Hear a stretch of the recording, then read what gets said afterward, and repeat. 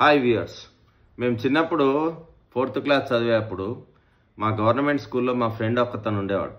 ఆయన చాలా బాగా ఆలోచించేవాడు. Now is a DRDO scientist. ఆయన పేరు వంశీకృష్ణ. మా చిన్నప్పుడు బయాలజీ మాస్టర్ పాఠం చెప్పేటప్పుడు ప్రాణం ఉన్నవి ప్రాణం లేని వాటికి ఉన్న తేడా చెప్పాడు. అంటే జీవం ఉన్నది జీవం లేనిది.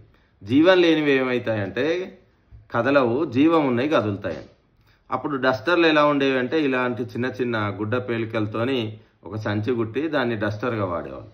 అప్పుడు అక్కడ ఒక డస్టర్లో నుంచి చూడొచ్చిన ఇట్లాంటి గుడ్డ పేలికను తీసుకొని దాన్ని ఇలా బాగా తిప్పి, అంటే మనం వడిపెట్టడం అంటాం, ఇలా వడిదిప్పి దీన్ని ఏం చేశాడంటే మా వంశీకృష్ణ టేబుల్ మీద పెట్టాడు.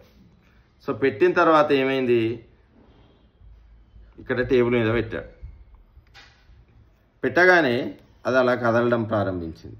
కదులుతా ఆయన అడిగిన క్వశ్చన్ ఏంటంటే దానికి ప్రాణం ఉందా, అది ఎందుకు కదిలింది అని. సో దీనిలో ఉన్న ఫిజిక్స్ ఏంటి, మీరు ఒక స్ట్రెస్ బాల్ కనుక తీసుకొని ఇలా నొక్కి వదిలేస్తే అది మళ్ళీ ఎప్పట్లాగా అయిపోతుంది.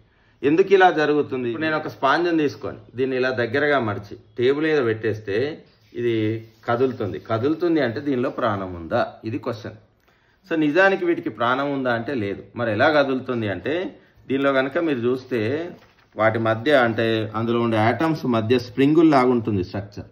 మీరు ఒక స్ప్రింగుని తీసుకుంటే మీకు స్ప్రింగ్ కనిపిస్తుందో లేదో, ఈ స్ప్రింగుని తీసుకొని నేను దగ్గరగా నొక్కి వదిలేస్తే మనకు తెలుసు స్ప్రింగ్ ఎక్కడో వెళ్ళి పడిపోతుంది, ఎక్కడికో వెళ్ళిపోతుంది. ఎందుకు అంటే నేను ఎప్పుడైతే దీన్ని కంప్రెస్ చేశానో, కంప్రెస్ చేసినప్పుడు ఈ స్ట్రెస్ బాల్ కానీ స్పాంజ్ కానీ ఏదైనా నేను ఒక వర్క్ చేశా, అక్కడున్న స్ప్రింగుల మీద నేను ఒక ఫోర్స్ అప్లై చేశాను. ఎప్పుడైతే నా ఫోర్స్ తీసేస్తానో మళ్ళీ అది ఎప్పటికీ తన పూర్వం రూపంలోకి వస్తుంది.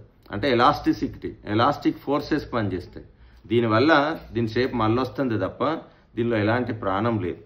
సో ఇది ఆయన అడిగిన ప్రశ్న. కానీ పాపం మా బయాలజీ మాస్టర్ ఆ కాలంలో దానికి జవాబు చెప్పలేకపోయాడు.